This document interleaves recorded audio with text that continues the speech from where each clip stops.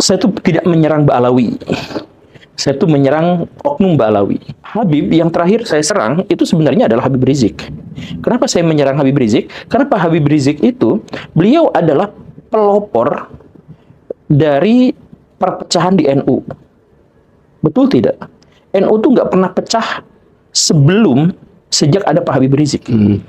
Banser sama FPI itu dua-duanya NU, berantem gontok-gontokan, berdarah-darah, ada yang meninggal konon katanya, itu tuh sejak Pak Habib Rizik.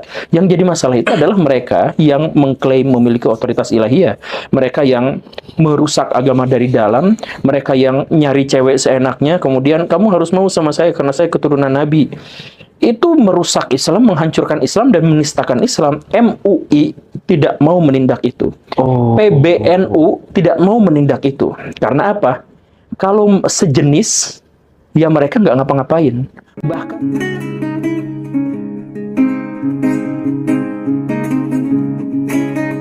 sedikit membahas tentang ini Pak Guru.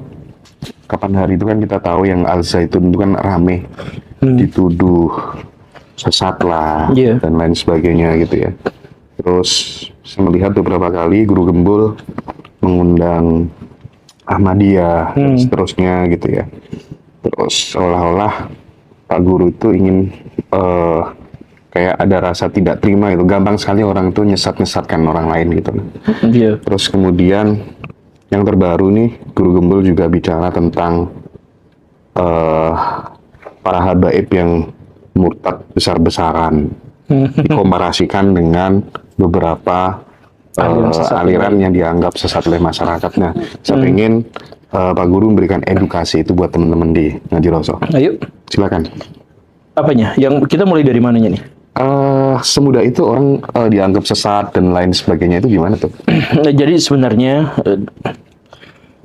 ada satu masalah dalam tradisi Islam di mana orang-orang Islam sejak sekitar abad ke-11 sampai ke sini itu sudah menjamur di mana-mana bahwa mereka itu sangat terjebak pada hal-hal yang lisan saja.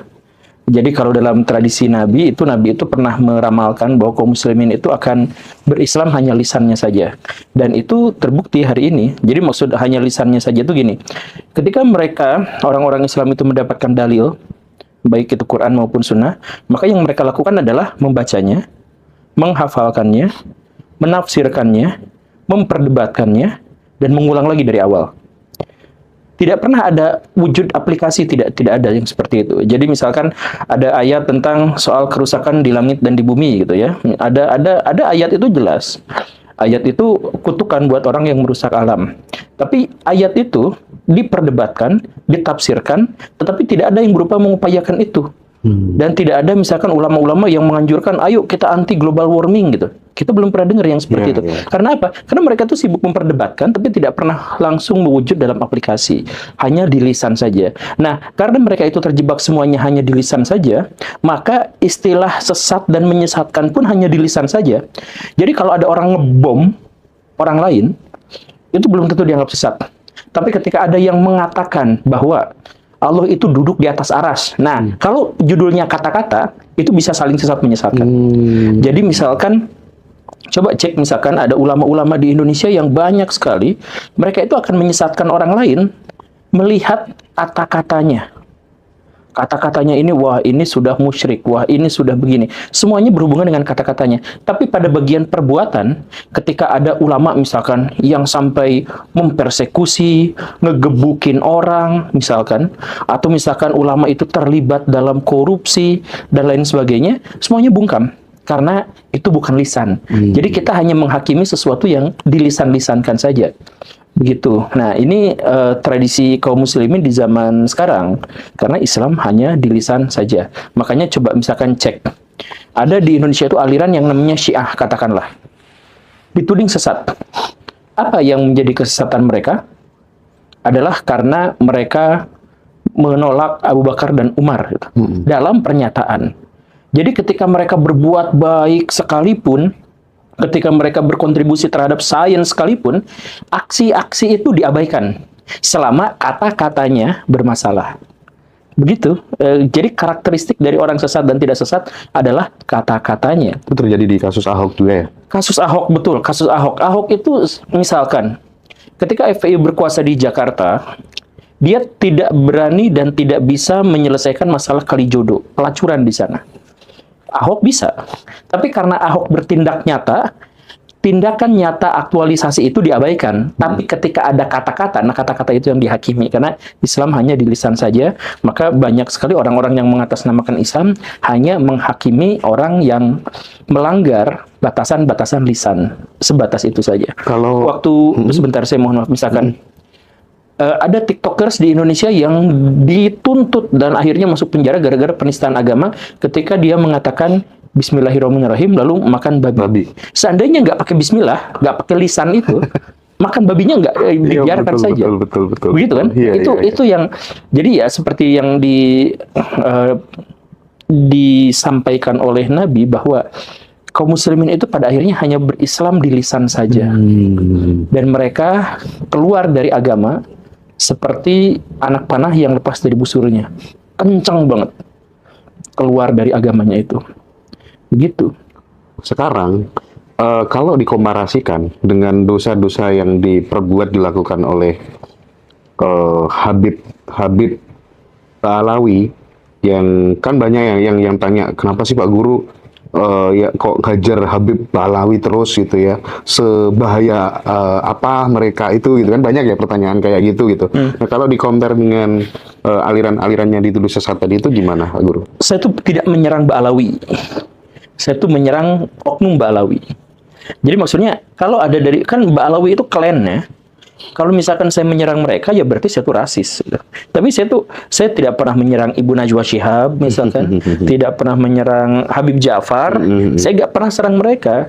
Yang namanya Asegaf yang jadi pengacara itu, saya nggak berani serang mereka. Saya itu menyerang pihak-pihak yang menyalahgunakan silsilah nasab mereka dan mengklaim bahwa mereka itu memiliki otoritas ilahiyah. Yaitu yang saya serang. Dan serangan itu bukan hanya saya ajukan kepada Mbak Alawi. Saya serang orang-orang NU, orang-orang Wahabi dengan cara yang sama. Barusan saya bikin video itu juga saya menyerang dalam tanda kutip orang-orang Wahabi kalau Wahabi yang dimaksud itu menggunakan otoritasnya untuk menghakimi pihak lain. Nah, Habib yang terakhir saya serang itu sebenarnya adalah Habib Rizik. Kenapa saya menyerang Habib Rizik? Karena Pak Habib Rizik itu beliau adalah pelopor dari perpecahan di NU. Betul tidak? NU tuh nggak pernah pecah sejak ada Pak Habib Rizik. Banser sama FPI itu dua-duanya NU berantem gontok-gontokan, berdarah-darah, ada yang meninggal konon katanya, itu tuh sejak Pak Habib Rizik. Nah, kenapa Pak Habib Rizik bisa sampai melakukan hal yang seperti itu? Karena dipuja sebagai Habib yang tidak bisa salah, yang hampir selalu benar. Nah, itulah yang kita kritik. Beliau itu adem ayem ketika disebut sebagai imam besar. Imam Syafi'i aja batasnya imam. Ini imam besar. Imam besar. Jadi itu luar biasa klaimnya itu gitu. Nah, yang saya kritik itu kalau misalkan mereka tidak lagi begitu ya sudah. Saya juga punya banyak teman-teman dari Ba'alawi dan sampai sekarang juga kontak gitu. Ya gak jadi masalah. Yang jadi masalah itu adalah mereka yang mengklaim memiliki otoritas ilahiyah, mereka yang merusak agama dari dalam, mereka yang nyari cewek seenaknya, kemudian kamu harus mau sama saya karena saya keturunan Nabi. Itu merusak Islam, menghancurkan Islam dan menistakan Islam. MUI tidak mau menindak itu. PBNU tidak mau menindak itu. Karena apa? Kalau sejenis, ya mereka nggak ngapa-ngapain. Bahkan melakukan penistaan yang luar biasa sekalipun. Jadi kalau misalkan gini, Akang ngaku Muslim, sok ngaku Muslim, kemudian sebut bahwa Tuhan saya adalah Panji Gumilang, Akang bisa dituntut penistaan agama.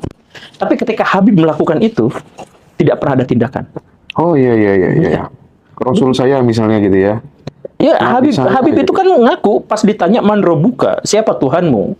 Dia jawab Habib Abdullah apa gitu.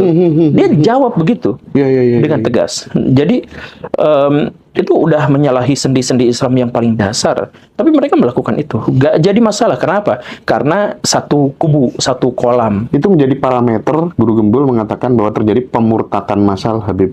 Oknum-oknum Habib secara Ba'alawi. literal ya, kalau mereka mengatakan bahwa Tuhan mereka adalah Habib, itu udah murtad. silakan bantah pernyataan saya kalau misalkan mau. Kalau murtad gimana? Ya nggak apa-apa. Banyak orang yang murtad juga ya nggak apa-apa gitu. Saya ada teman saya yang murtad ya nggak apa-apa.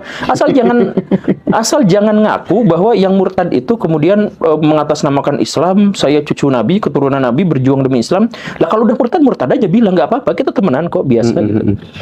Asal identitasnya jelas gitu. Identitasnya itu pasti. Besok syahadat lagi gitu. Ya misalkan gitu ya. Ya nggak apa-apa. Enggak. Tapi yang soal istrinya, temennya diminta, terus kemudian itu banyak. Itu beneran. Habib misalkan datang, ya temenan, oh istri kamu cantik, bisa nggak buat saya? Itu udah jadi sebuah kebiasaan yang lumrah di antara para habaib itu. Jadi mereka ada yang minta cewek, ada yang minta duit. Jadi, aduh, kasihlah, saya lagi butuh uang 10 juta, nanti kan Anda akan masuk surga. Gitu, itu jualannya tuh kayak gitu. Nah, itu yang saya serang, dan itu bukan hanya terhadap Habib, saya juga misalkan nyerang gus-gusan. Ada gus ini, gus itu yang, ada gus yang, maaf ya, ODGJ, rambutnya merah kuning hijau, kemana-mana cuma pakai kolor doang. Kemudian dia tetangganya Pak Dodi itu konser sampai bikin panggung segala rupa, genjreng apa. Lalu hanya gara-gara dia anak dari kiai, dia disebut bahwa itu karomah, bahwa majdub, wali. Iya. Ya kalau ODGJ aja, hanya gara-gara dia keturunan kiai kok langsung diperlakukan seperti itu. Nah, serangan saya tuh pada itu juga. Jadi maksud saya nggak nyerang Habib dalam konteks dia Habib, atau Habib dalam dia Ba'alawi. Enggak, saya nggak akan mengkritik sama sekali Ba'alawi. Saya mengkritik, menghujat orang-orang yang menistakan Ba'alawi. Orang-orang yang menistakan Islam, tapi mengatasnamakan Islam. Tapi itu Pak Guru itu menjadi yang paling berani mengawali deh ya. Kritik Gus, kritik Habib Lutfi sampai sedemikian. Wah, itu zaman dulu belum ada kan cerita-cerita orang berani mengkritisi model-model kayak gitu. Sekarang alhamdulillah udah ada hasilnya ya, udah banyak gitu. Dan banyak juga akhirnya konten-konten kreator yang... Maksudnya hasilnya apa? AdSense alhamdulillah gitu. Maksudnya hasilnya itu adalah hasil saya dalam hal ini tuh merasa bangga di satu sisi, tetapi merasa tanggung jawab saya itu menjadi lebih besar karena banyak konten-konten saya itu yang menjadi konten nasional. Jadi misalkan ketika saya ngomong pertama kali Pak KDM itu adalah Pak Jokowi kedua, yang saya juga sampaikan di podcast ini, itu kan media-media besar juga mulai membawa isu itu. Ketika saya bahas Habib, itu juga media-media membahas itu. Ketika saya pertama kali mempopulerkan betapa meresahkannya ormas, itu sampai sekarang juga akhirnya menjadi keluhan. Nah, tapi ya itu akhirnya jadi beban. Pada titik tertentu saya ngomong begini, orang-orang jadi juga membahas itu.